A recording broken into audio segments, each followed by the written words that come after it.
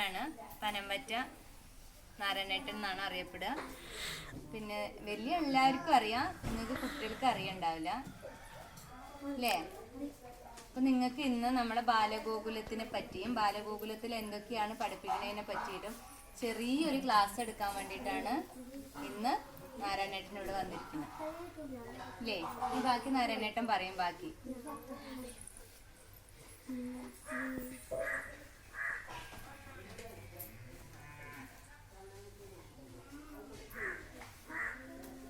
നമ്മൾ ആദ്യമായിട്ട് പരസ്പരം കാണുമ്പോൾ എന്താ പറയുക? നമസ്തേ. പരസ്പരം അങ്ങോട്ടും ഇങ്ങോട്ടും നമസ്തേ പറയുക. ഞാൻ പഠിക്കുന്ന കാലത്തെ ഒരു നാരായണൻ നമ്പൂതിരി മാഷുണ്ട്, ഹെഡ് മാഷ് വളരെ തമാശ പറയുന്ന ആളായിരുന്നു. അപ്പോൾ ഒരിക്കൽ എന്നെ പറഞ്ഞു, എന്താ പറഞ്ഞത്? നമസ്തേ വൈക്കോലുണ്ട്, നമസ്തേ പുല്ലുംകറ്റ്, നമസ്തേ കുണ്ടാമണ്ടി കുണ്ടിലെ പ്രസിഡന്റ്. തമാശ പറയുന്ന ആളാണേ. നല്ല തമാശ പറയും. ആ തമാശ പിന്നെ കേൾക്കുന്നവർക്ക് ഗുണത്തിന് വേണ്ടിയിട്ടുള്ളതാണ്. അങ്ങനെ മാഷന്മാരൊക്കെ അന്ന് വളരെ നല്ല അറിവുള്ള ആൾ, അങ്ങനത്തെ കാര്യങ്ങളൊക്കെ ഗ്രഹിപ്പിക്കുന്ന ആൾക്കാരായിരുന്നു. ഒരിക്കലും മാഷ് പറഞ്ഞേ, ഒരു കുട്ടിക്ക് ഒരു വീഴ്ചയായ കുട്ടിയുണ്ട്, ക്ലാസ്സിൽ പഠിക്കുന്ന കുട്ടിയാണ്. കുട്ടി കേട്ടെഴുതി കൊടുത്താൽ എങ്ങനെ തെറ്റും. അപ്പോൾ ആക്ഷേപിച്ച് കുറേ നല്ല ഉപദേശമൊക്കെ കൊടുത്തു. പക്ഷേ അതൊന്നും കുട്ടി കേട്ടെഴുതി കൊടുത്താൽ അവന് തെറ്റ്. എടോ, എത്ര പ്രാവശ്യമായത് കേട്ടിട്ട്, എത്ര പ്രാവശ്യം കേൾപ്പിച്ച് തരണം? അത്രയും പ്രാവശ്യം കേൾപ്പിച്ചു തന്നിട്ടുണ്ടെങ്കിൽ കൃത്യമായിട്ട് എഴുതിക്കൂടെ എന്ന് ചോദിക്കാം. അപ്പോൾ അങ്ങനെ മൗനം ചോദിച്ചിട്ട് അവസാനം പറഞ്ഞു, ആ സാറിനും തെറ്റും കേട്ടാലൊന്നും ഇപ്പോൾ സാറിനും അറിയൊന്നും ഉണ്ടാവില്ല, എഴുതാനൊന്നും കഴിയില്ല. എന്നാൽ എനിക്കത് കേട്ടെടുത്തുണ്ടാകാറ്. മാഷ് തയ്യാറായി, പേപ്പറൊക്കെ എടുത്ത് കേട്ടാ മാഷ് എഴുതുമല്ലോ, എഴുതാറ്.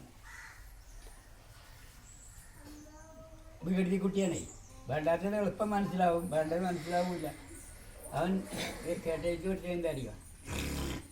എഴുതിയ സാറ് കഴിച്ചു.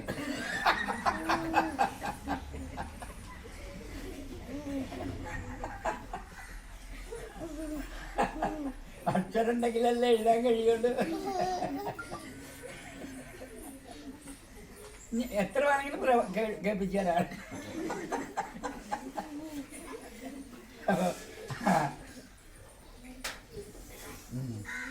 ഏതായാലും വളരെ സന്തോഷം.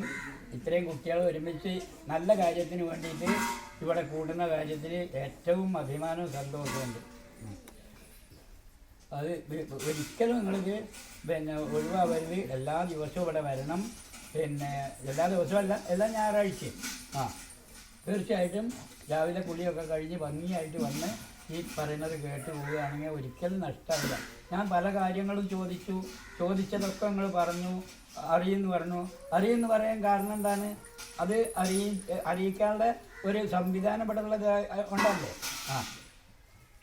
ഇനിയിപ്പോൾ ശ്രീകൃഷ്ണ ഭഗവാന്റെ കഥ കേൾക്കാൻ ഇഷ്ടമുണ്ടോ? ശ്രീകൃഷ്ണ ഭഗവാൻ അതാരാണ്? ശ്രീകൃഷ്ണൻ ഭഗവാൻ ആരെ അവതാരം? മഹാവിഷ്ണുവിൻ്റെ അവതാരം തന്നെയാണ്.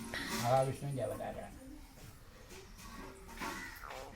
ശ്രീകൃഷ്ണ ഭഗവാൻ. എവിടെ ജനിച്ചതെന്ന് അറിയോ? ജനിച്ചത് എവിടെ അറിയോ? ജനിച്ചത് കംസന്റെ ജയിലിലാണ്. ദേവകീനെയും വസുദേവരെയൊക്കെ പിടിച്ച് ചങ്ങലക്കിട്ട് വെന്നിലാക്കി. അതിന് കാരണം എന്താണെന്നറിയോ? ഈ ദേവകീനെ കല്യാണം കഴിച്ച് വസുദേവർ കൊണ്ടുപോകുന്ന സമയത്ത് ഒരു അശരീരി കേട്ടു. അശരീരം തന്നെ ആരെ വെക്കിലിഞ്ഞെന്നറിയില്ല, എവിടുന്നോ ഒരു ശബ്ദം കേട്ടു. എന്താ ശബ്ദം എന്നറിയോ? കംസ, നിൻ്റെ ഈ സഹോദരി പ്രസവിക്കുന്ന 8ാമത്തെ പുത്രൻ നിന്നെ വധിക്കും എന്നാണ്. അത് കേട്ടതോടുകൂടി അതുവരെ ദേവകിനോട് വളരെ സന്തോഷമായിരുന്നു. പിന്നെ യാത്രയിൽ ബുദ്ധിമുട്ടൊന്നും ഇല്ലാതിരിക്കാൻ വേണ്ടിയാണ് സ്വന്തം തേര് തെളിക്കാനൊക്കെ തയ്യാറായി കണ്ട് അങ്ങനെയാണ് കല്യാണം കഴിഞ്ഞ് പോകുന്ന സമയത്ത് അതെ. പക്ഷെ അത് കേട്ടതോടുകൂടി ദേവകിൻ്റെ മുടി ചുറ്റി പിടിച്ചിട്ട് വെട്ടാൻ വേണ്ടി വാള ഒങ്ങി. ഏതായാലും വെട്ടിയില്ല. അത് പിന്നെ ദേവകി പറഞ്ഞു, ഏട്ടാ പിന്നെ കൊല്ലുന്നല്ല പറഞ്ഞത്, അതാത് കുട്ടികൾ പ്രസവിക്കുന്ന സമയത്ത് ഞാൻ ചേട്ടന് പെട്ടെന്ന് പിന്നെ കാഴ്ച വെക്കാമെന്ന് പറഞ്ഞു.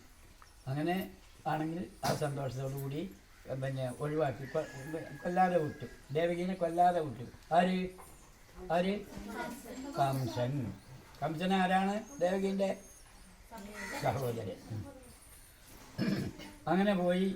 പിന്നെ കുറേ കാലം കഴിഞ്ഞപ്പോൾ ഗർഭം ധരിച്ചു, പ്രസവിച്ചു.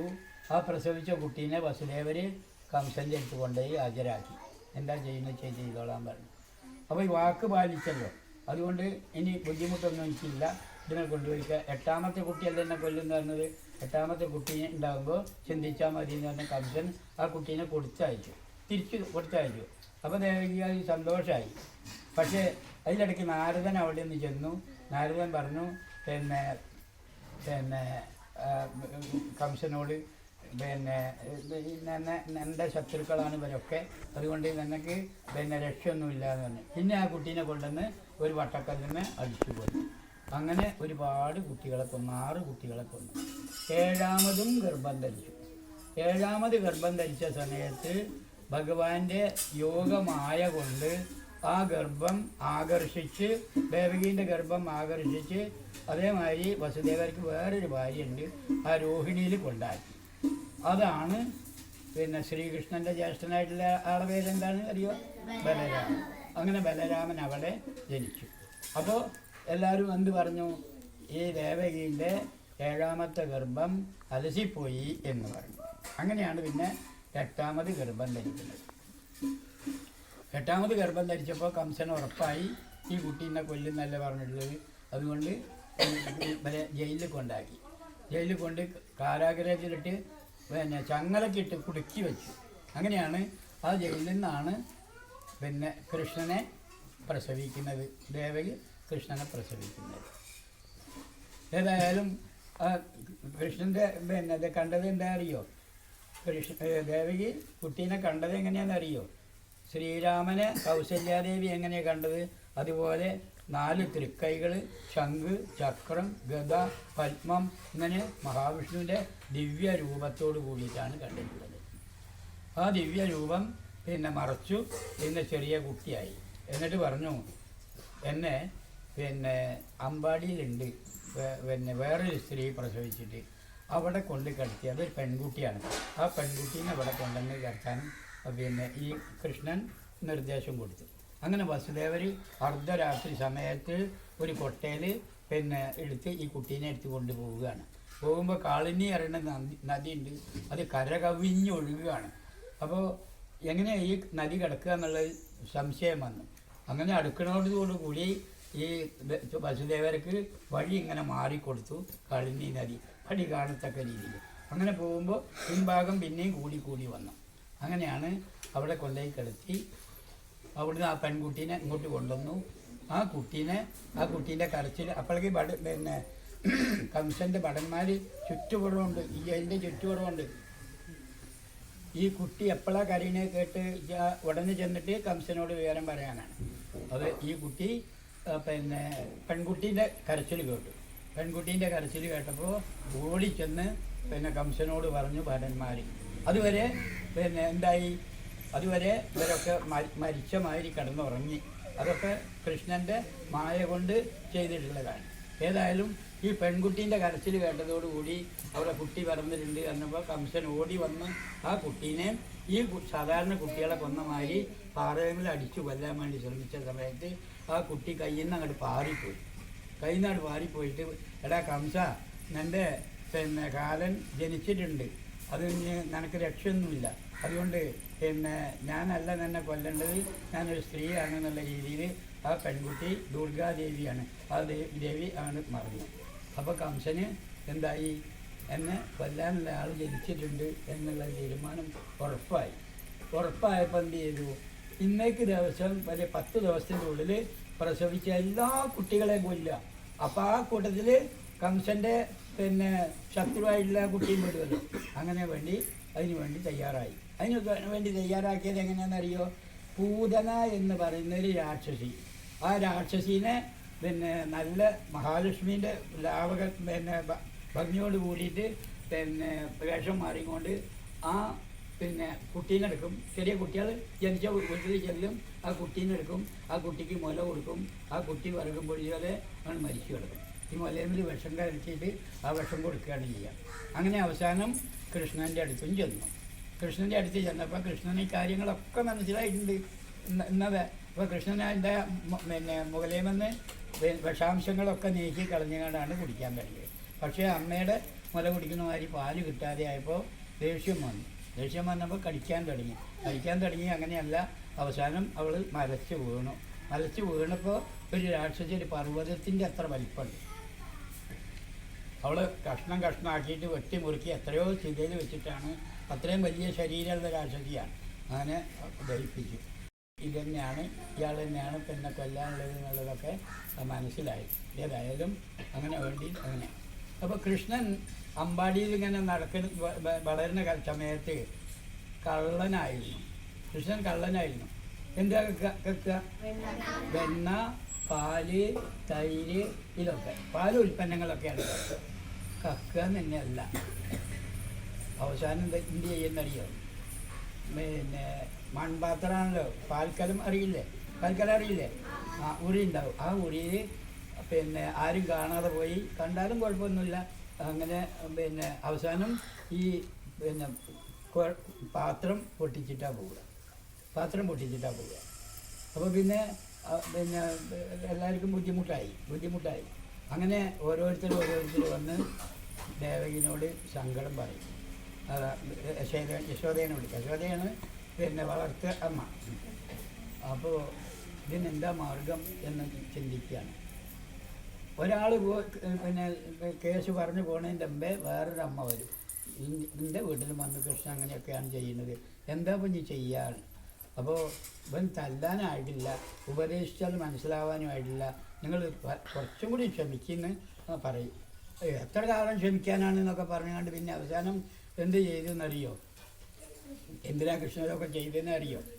ആ കൃഷ്ണൻ ഇതൊക്കെ ചെയ്തത് ഈ മൺകലം പൊട്ടിച്ചവർക്കൊക്കെ ഞാൻ പിന്നെ വെങ്കലം പൊട്ടിച്ചവർക്ക് സ്വർണത്തിൻ്റെ പാത്രം തരാം എന്ന് ഈ വളർത്തമ്മ പറയുകയാണ്. അതോടുകൂടി പിന്നെ പൊട്ടിക്കാത്ത വീട്ടിലുള്ള അമ്മമാർക്ക് എൻ്റെ പാത്രം ബാക്കിയും കൂടി വന്ന് പൊട്ടിച്ചെങ്കിൽ എന്ന് തോന്നി. കാരണം എന്താ അറിയോ? ഇത് പൊട്ടിച്ചാൽ എന്താ കിട്ടാൻ പോണത്? അതിന് വേണ്ടിയിട്ടാണ് കൃഷ്ണൻ ഇങ്ങനെയൊക്കെ ചെയ്തിട്ടുള്ളത്. അല്ലാതെ കൃഷ്ണൻ ദ്രോഹിക്കുന്ന ആളല്ല, കൃഷ്ണൻ കള്ളനല്ല. പക്ഷേ ഈ കളവിൽ കൂടെ ഈ കാര്യങ്ങളൊക്കെ മനസ്സിലാക്കിക്കാനും വേണ്ടിയിട്ടാണ് ഇത് ചെയ്തിട്ടുള്ളത്.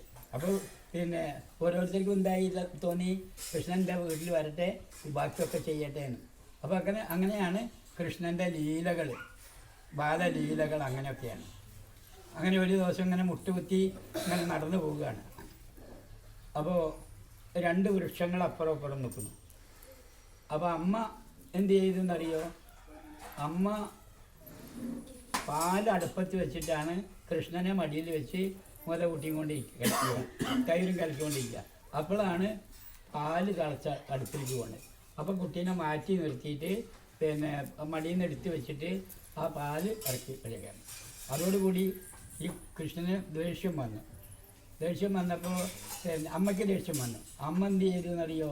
ഇവനെ പിടിച്ച് കെട്ടിയിട്ട് ഉരലുമ കെട്ടി. ആ ഉരലുമ കെട്ടിയ എത്ര വലിയ കയറാണെങ്കിലും കുറച്ച് നീളം പിന്നെ കൂട്ടിക്കെട്ടാൻ കഴിയില്ല, കുറച്ച് നീളം കുറവാകും. അപ്പോൾ അമ്മ ബന്ധപ്പെട്ട് പല കയറും കൊണ്ടുവന്ന് പലതും കെട്ടാൻ തുടങ്ങി. എത്ര കെട്ടിയാലും പിന്നെ അല്ല. അമ്മ ക്ഷീണിച്ചു. പിന്നെ നാണം കെട്ടുമെന്ന് തോന്നിയ സമയത്ത് ആദ്യം കെട്ടിയ കയറി തന്നെ കുറച്ച് ബാക്കിയാണ് ഉരലുമ കെട്ടിയത്. അപ്പോൾ ആ ഉരലുമ കെട്ടി ഉരലും വലിച്ച് മുട്ടുകുത്തി അങ്ങനെ പോകുന്ന സമയത്താണ് 2 മരം നിൽക്കുന്നു. ആ 2 മരത്തിൻ്റെ ഇടയിൽ ഈ ഉരലങ്ങോട്ട് കുടുങ്ങി. കുടുങ്ങിയ സമയത്ത് കൃഷ്ണൻ ഒന്നങ്ങോട്ട് ഊന്നി വലിച്ചതോടുകൂടി ആ രണ്ട് മരങ്ങളും രണ്ട് ഭാഗത്തേക്കും അങ്ങോട്ട് ചെരിഞ്ഞു വീണു. അതിൽ നിന്ന് രണ്ടാൾക്കാരാണ് ജനിച്ചിട്ടുള്ളത്. അതെന്താണെന്ന് അറിയോ? ശാപം കൊണ്ട് വൃക്ഷങ്ങളായതാണ്. ശ്രീകൃഷ്ണൻ്റെ സാന്നിധ്യം ഉണ്ടാകുമ്പോൾ നിങ്ങൾക്ക് മോക്ഷം കിട്ടിട്ടെന്ന് പറഞ്ഞ് അവർ പോയതാണ്. അങ്ങനെയാണ് അവർക്ക് മോക്ഷം കിട്ടിയത്. ജയവിജയന്മാരിൽ നിന്നൊക്കെ അവരുടെ പേര് നോക്കി കൃത്യമായിട്ട് പറയാനായില്ല. ഏതായാലും അങ്ങനെയൊക്കെയാണ് ഭഗവാന്റെ ലീലകൾ. അങ്ങനെ ഒരു ദിവസം സത്രാജിത്ത് എന്ന് പറയുന്നൊരു യാദവൻ സൂര്യനെ തപസ് ചെയ്തിട്ട് സൂര്യൻ്റെ അടുത്തുനിന്നൊരു മണി കിട്ടി, ഒരു ദിവ്യമായ മണി കിട്ടി. അത് വീട്ടിൽ വെച്ച് അതിന് പൂജിക്കുകയാണെങ്കിൽ 8 ഭാരം സ്വർണം എല്ലാ ദിവസവും ഉണ്ടാവും. അത് കേട്ടപ്പോൾ കൃഷ്ണൻ ഒരു ദിവസം പറഞ്ഞു, അത് നീ അല്ല കയ്യിൽ വെക്കേണ്ടത്, അത് എന്ത് വേണമെങ്കിൽ ഞാൻ തരാം, ഇവിടെയാണ് വെക്കേണ്ടത് എന്ന് ഒരു ആവശ്യപ്പെട്ടു. പക്ഷേ അത് കൊടുത്തില്ല. അങ്ങനെ ഇരിക്കുന്ന സമയത്താണ് ഒരു ദിവസം ഈ പ്രസേനൻ എന്ന് പറഞ്ഞ അനുജൻ ഈ മണി കഴുത്ത് കെട്ടിക്കൊണ്ട് നായാട്ടിന് പോയപ്പോൾ ഒരു സിംഹം ഈ പ്രസേനനെ കൊന്നിട്ട് ആ സിംഹം ഈ മണിയും കൊണ്ടുപോയി. അങ്ങനെ ആ കുറേ അങ്ങോട്ട് സിംഹം പോയ സമയത്ത് വേറൊരു ജാമ്പവാൻ എന്ന് പറയുന്നൊരു വാനരൻ രാമായണത്തിലുള്ള ആളാണ്. ആ ജാമ്പവാൻ കണ്ടു. ആ ജാമ്പവാൻ കണ്ടപ്പോൾ ആ ജാമ്പവാൻ ഈ സിംഹത്തിനെ കൊന്നിട്ട് ഈ മണി കൊണ്ടുപോയി. എന്താ മണി പിന്നെ ജാമ്പവാൻ്റെ ഗുഹയിൽ കൊണ്ടുപോയിട്ട് ഒരു മകന് കളിക്കാൻ കൊടുത്തു. അങ്ങനെ കളിച്ച് നടക്കുക. അപ്പോൾ ഇങ്ങനെ പാട്ടായി. ഏത് പാട്ടായി? കൃഷ്ണൻ ചെറുപ്പത്തിലെ കളവ് പഠിച്ച ആളാണ്. കൃഷ്ണൻ തന്നെയാണിത് കേട്ടതെന്ന് വളരെ രഹസ്യമായിട്ട് പിന്നെ ഒരാളോട് പറഞ്ഞു. ആ ആൾ വേറൊരാളോട് പറഞ്ഞു. അത് പിന്നീട് പാട്ടായി, ലോകത്ത് മുഴുവൻ പാട്ടായി. അപ്പോൾ പിന്നെന്തായി? ഈ കൃഷ്ണൻ ഈ മണി അന്വേഷിച്ചു പോയപ്പോൾ ഒരു സിംഹം ചത്ത് കിടക്കുന്നുണ്ട്. ആ സിംഹം ചത്ത് കിടക്കുന്നുണ്ട്. പിന്നെ അങ്ങനെ നോക്കുന്ന സിംഹത്തിൻ്റെ കാടും നോക്കി പോയ സമയത്ത് സിംഹമല്ല പിന്നെ വാനരൻ്റെ ചവിട്ടി കണ്ടു. ആ വാനരൻ്റെ ചവിട്ടി നോക്കി അങ്ങനെ പോയ സമയത്താണ് ഈ ഗുഹയിൽ ഒരു വാനരക്കുട്ടി ഇതുകൊണ്ട് കളിച്ചുകൊണ്ട് നിൽക്കുന്നത്. സത്രാജിത്തിൻ്റെ ഈ കൊന്നിട്ടുള്ള അനുഭവങ്ങളാണ്. അതൊക്കെ കണ്ടു. അപ്പോൾ ശ്രീകൃഷ്ണൻ്റെ കൂടെ ധാരാളം ആൾക്കാർ കൂടെ പോയിട്ടുണ്ട്. അപ്പോൾ ഈ ഗുഹയിൽ ഞാൻ ഇറങ്ങിയിട്ട് ഇവനെ യുദ്ധം ചെയ്തിട്ട് ആ മണിയും കൊണ്ട് വരാം, അതുവരെ നിങ്ങൾ ഇവിടെ കാത്തിരുന്നോളിന്നാണ്. അങ്ങനെ 28 ദിവസം കഴിഞ്ഞിട്ടും കൃഷ്ണൻ വരുന്നുമില്ല, യാതൊരു അറിവുമില്ല. അപ്പോൾ അവരൊരു 10-12 ദിവസം കഴിഞ്ഞപ്പോൾ അവരൊക്കെ തിരിച്ചു പോകും. അങ്ങനെ അവസാനം ഈ മണി അന്വേഷിച്ച് ചെന്നപ്പോൾ ജാമ്പുവൻ എന്ന് പറയുന്ന ശക്തനായ വാനരൻ ഈ ശ്രീകൃഷ്ണനെ യുദ്ധം ചെയ്യാൻ തുടങ്ങി.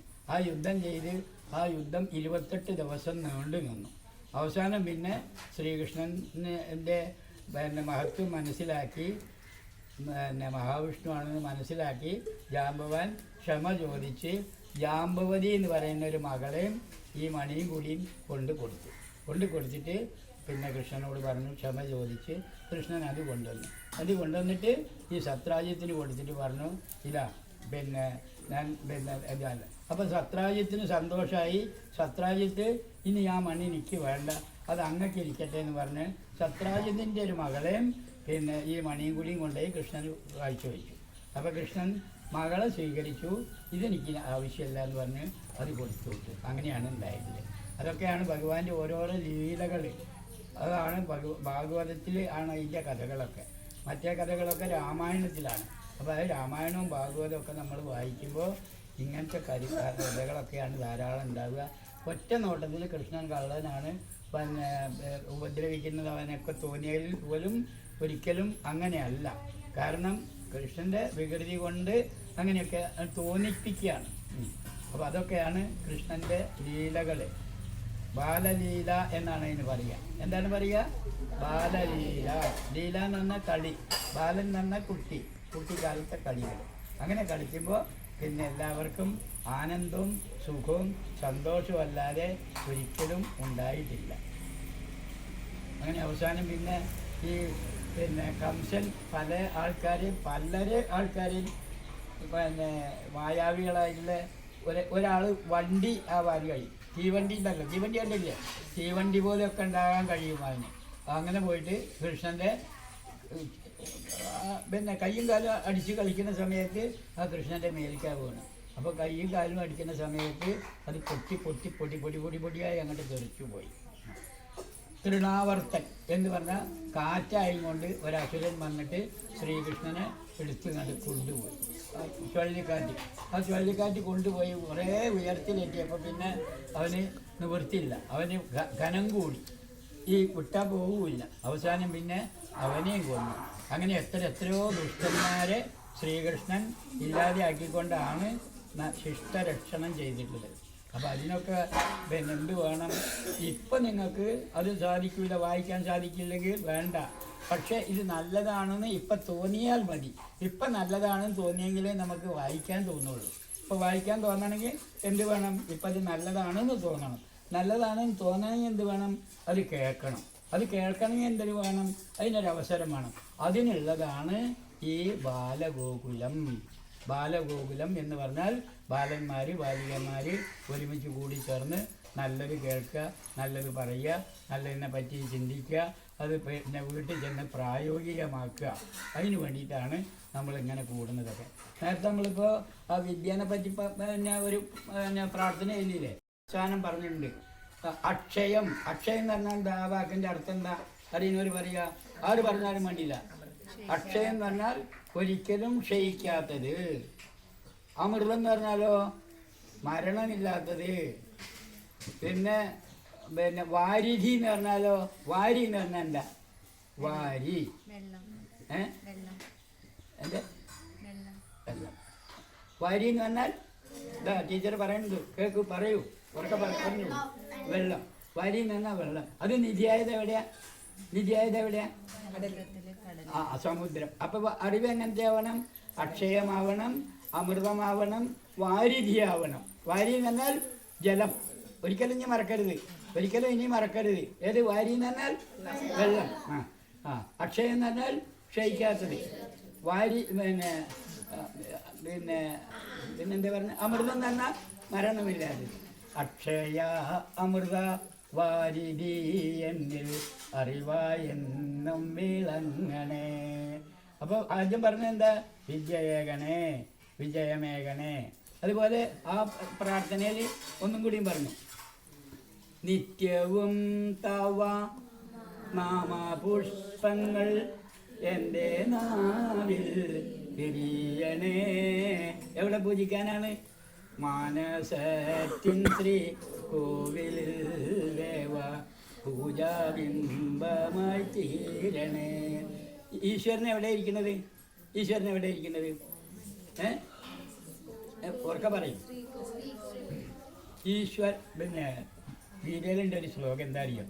ഈശ്വര സർവഭൂതാനാം ഹൃദ്ദേശേ അർജുന തിഷ്ഠതി. ഈശ്വരൻ എല്ലാ ജീവാജാലങ്ങളുടെ ഹൃദയ അന്തർഭാഗത്ത് സ്ഥിതി ചെയ്യുന്ന ചൈതന്യമാണ്. ഈശ്വരൻ പുറത്തല്ല, നമ്മൾ ഉള്ളിൽ തന്നെയാണ്. പിന്നെ എന്തിനാ അമ്പലവും മറ്റു കാര്യങ്ങളൊക്കെ? അത് നമുക്കറിയാത്തത് കൊണ്ട് അത് നമ്മൾ ഉള്ളിലാണെന്ന് അറിയാൻ വേണ്ടിയിട്ട് അതിനുള്ളൊരു ഉപാധിയാണ് ക്ഷേത്രങ്ങൾ. അപ്പോൾ പിന്നെ നമ്മളെ ഉള്ളിൽ തന്നെയുള്ള ആ ഈശ്വരനെ ആരാധിക്കാനാണ് നമ്മളോട് പറയുന്നത്. അതിനു വേണ്ടിയിട്ടാണ് നമ്മൾ പിന്നെ സ്വന്തം ഈശ്വരനാവാനുള്ള ആ ഭാവം നമുക്ക് വളർത്തിയെടുക്കാൻ വേണ്ടിയിട്ടാണ് നമ്മൾ ഓരോ ആധ്യാത്മിക കാര്യങ്ങളും അതൊക്കെ മനസ്സിലാക്കി ഒരിക്കലും നഷ്ടമില്ലാത്ത, ഒരിക്കലും പിന്നെ നഷ്ടപ്പെടാത്ത ഈ ലാഭം ഇങ്ങനെ നമ്മൾ ഒരുമിച്ച് കൂടി നല്ല കാര്യങ്ങൾ ചർച്ച ചെയ്യുക, കേൾക്കുക, ഇതിനൊക്കെയാണ് സത്സംഗം എന്ന് പറയുക. സത്സംഗം തന്നെയല്ലോ. ബാക്കി അറിയോ? ഇല്ല. മോക്ഷകാരണമോർത്താൽ ദുസ്സംഗം നരകത്തിൻ ദ്വാരമെന്നറിഞ്ഞാലും. ദുഷിച്ച ആൾക്കാരായിട്ട് കൂടി ചേരുമ്പോൾ നമ്മൾ നരകത്തിലേക്ക് പ്രവേശിപ്പിക്കും, അതല്ലെങ്കിൽ നമ്മളെ ഉന്നതിയിലേക്ക് എത്തിക്കും. നമുക്ക് സ്വർഗമല്ല പരമലക്ഷ്യം. നമുക്ക് പരമലക്ഷ്യം സ്വർഗമല്ല, പിന്നെന്താണ്? മോക്ഷം. മോക്ഷം എന്ന് പറഞ്ഞാൽ എന്താ? മോഹക്ഷയം. ആഗ്രഹം, അത് വേണം, ഇത് വേണം, അത്ര വേണം, ഇത്ര വേണം എന്നുള്ള ആ തോന്നൽ, അതിനെയാണ് മോഹം എന്നറിയാം. അതില്ലാതെയാവും എപ്പോഴാണ്? കിട്ടേണ്ടത് കിട്ടിക്കഴിഞ്ഞാൽ പിന്നെ മോഹം ഇല്ലാതെയാവും. കിട്ടേണ്ടത് എന്താണ്? ഈശ്വരനെയാണ്. ഈശ്വരനെ കിട്ടിക്കഴിഞ്ഞാൽ പിന്നെ ഒന്നിനും ആവശ്യമില്ല. അതാണ് അക്ഷയ അമൃത വാരിധി എന്നിൽ അറിവായി എന്നും അവനെ. അതാണ് പ്രാർത്ഥന. അപ്പോൾ ആ പ്രാർത്ഥന അതിൽ വലിയ അർത്ഥവത്തായിട്ടുള്ള പ്രാർത്ഥനയാണ്. അത് ഞാൻ പഠിക്കുക. സത്യമോതുവാൻ ശക്തിയേകണേ. സത്യം ഉള്ളത് ഉള്ള മാതിരി പറയാനുള്ള അതിനുള്ള ശക്തി എവിടെ? പിന്നെ എന്താണ്? സത്യമോതുവാൻ ശക്തിയേകണേ. സജ്ജനങ്ങൾ കൂട്ടാകണേ. കൂട്ടുകാരാരാവണം? സജ്ജനങ്ങളാവണം. ഈ വക കാര്യങ്ങളാവണം നമ്മൾ കൂടിയിരിക്കുമ്പോൾ ചർച്ച ചെയ്യേണ്ടത്. അങ്ങനെ ആകുമ്പോഴാണ് അതിന് വേണ്ടി വേണം സജ്ജനങ്ങളുമായിട്ട് കൂടിച്ചേരുക. അതിനുള്ളതാണ് സത്സംഗം എന്ന് പറയുന്നത്. ഞാൻ ആദ്യമായിട്ട് സത്സംഗം എന്ന് പറയുന്ന വാക്ക് കേൾക്കുന്നത് തന്നെ നിങ്ങളോട് ഞാൻ സത്യം പറയാം. എന്താണ്? 1986 ഡിസംബർ 2-ാം തീയതിയാണ് സത്സംഗം എന്നത്. അത് കഴിഞ്ഞിട്ട് പിന്നെ ഈ ജില്ലയുടെ സത്സംഗ പ്രമുഖാക്കി മാറ്റിന്നെ ആൾക്കാർ. കാരണം അങ്ങനെ പല സ്ഥലത്തും ഈ സത്സംഗത്തിൻ്റെ ആളായിട്ട് പോകാൻ ഇട വന്നിട്ടുണ്ട്. ആ ചെല്ലുന്നവർക്ക് അവർക്ക് വളരെ സന്തോഷം, എനിക്കതിലേറെ സന്തോഷം. ഇപ്പൊക്കെ ഞാൻ അങ്ങനെ ആലോചിക്കും, എങ്ങനെയാണ് അവിടെയൊക്കെ പോയി പറ്റിയത്, എവിടെയാണ് ആ സ്ഥലം എന്നൊന്നും ഇപ്പം അറിയുന്നില്ല. അത്രയും കാര്യങ്ങൾ സാധിക്കാൻ കഴിഞ്ഞു. തന്നെയല്ല, മഹാത്മാക്കളായിട്ടുള്ള സന്യാസിമാർ നടത്തുന്ന സ്ഥലത്ത് ചില സന്യാസിമാർ പറയും, ഇനി നാരായണേട്ടൻ കുറച്ചേരം സംസാരിക്കും. എവിടെയാണ്? എനിക്ക് എന്ത് പറയാനാണ് അവിടെ? പക്ഷേ എന്നാലും ഇതിന് വേണ്ടിയിട്ടാണ്, എന്നെ പൊക്കാൻ വേണ്ടിയിട്ടല്ല, നല്ല കാര്യത്തിൽ കൂടുതൽ ശ്രദ്ധിക്കട്ടെ വിചാരിച്ചിട്ട് പറയുന്നതാണ്. അല്ലാതെ അവർക്ക് മറ്റൊന്നും അറിയാൻ വേണ്ടിയിട്ട് പറയുന്നതല്ല. അപ്പോൾ അതിനൊക്കെ ഉള്ളൊരു ഭാഗ്യം ഉണ്ടായി. അത് സത്സംഗം കൊണ്ടാണ്. തീർച്ചയായിട്ടും സത്സംഗമാണ് നമുക്ക് എല്ലാവർക്കും വേണ്ടത്. ഇവിടെ തന്നെ മുതിർന്ന ആൾ കൂടി സത്സംഗം നടത്തേണ്ടതാണ് എന്നുള്ള ഒരപേക്ഷയും കൂടിയുണ്ട്. അപ്പോൾ ഈ കുട്ടികൾ മാത്രം പോരെ, നമ്മളൊക്കെ കുട്ടികളാണ്. ഇപ്പോൾ വന്നിരുന്നിട്ട് കുറച്ച് നേരം ഇപ്പോൾ അവിടെ ശനിയാഴ്ച, എല്ലാ ശനിയാഴ്ചയും ഭജനമഠത്തിൽ കൂടും. അവിടെ അടുത്തുള്ളവരെല്ലാവരും ഒരുമിച്ച് കൂടും. കുറേ ആൾക്കാർ കൂടും. ഇന്നലെ ഞങ്ങൾ അങ്ങനെ ഒരുമിച്ച് കൂടും. ആ സമയത്താണ് ഇവിടുന്ന് വിളിച്ചിട്ടുണ്ടാവുക. അപ്പോൾ വിളിച്ചിട്ട് ഞാൻ ഫോൺ എടുക്കണില്ല എന്ന് സുരേഷ് പറഞ്ഞു. അപ്പോൾ ഞാൻ ആ സമയത്ത് അവിടെയാണ്. അപ്പോൾ അത് ഒരിക്കലും നഷ്ടമാവില്ല. അതിന് വേണ്ടിയിട്ട് നമ്മളൊക്കെ തയ്യാറാവുക. അങ്ങനെ ആകുമ്പോൾ നമുക്ക് കൂടുതൽ അറിവുണ്ടാവും. ആ അറിവ് നമ്മളെ നല്ല രീതിയിൽ നയിക്കും. തീർച്ചയായിട്ടും അതിനു വേണ്ടി എല്ലാവരും തയ്യാറാകണം. ഒന്നും കൂടി അപേക്ഷിക്കാനുള്ളത്, ഇവിടെ കുറച്ച് അമ്മമാരും മുതിർന്നവരും ഉണ്ട്. അവരോട് എനിക്കൊരു അപേക്ഷാനുസരത്തിൽ പറയാനുള്ളത്, എല്ലാ ദിവസവും അല്ലെങ്കിൽ ആഴ്ചയിൽ ഒരു ദിവസം ഇങ്ങനെ ഒരു സൗകര്യം ഇവിടെ ഉണ്ടായത് ചെറിയ കാര്യമൊന്നുമല്ലല്ലോ. അതിനെ ഉപയോഗപ്പെടുത്തണ്ടേ, പ്രയോജനപ്പെടുത്തണ്ടേ? ആ പ്രയോജനപ്പെടുത്താനുള്ളതാണ് സത്സംഗം.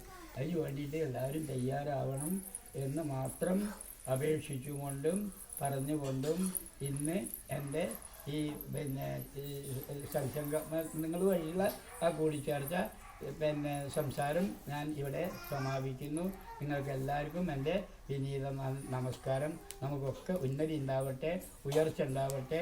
അതിന് സർവശക്തനായ ജഗദീശ്വരൻ നമ്മളെ അനുഗ്രഹിക്കട്ടെ എന്ന് മാത്രം പ്രാർത്ഥിച്ചുകൊണ്ട്, ഇനി ടീച്ചർ എന്തെങ്കിലും പറയുകയാണെങ്കിൽ അത് നിങ്ങൾ കേൾക്കുക, അനുസരിക്കുക.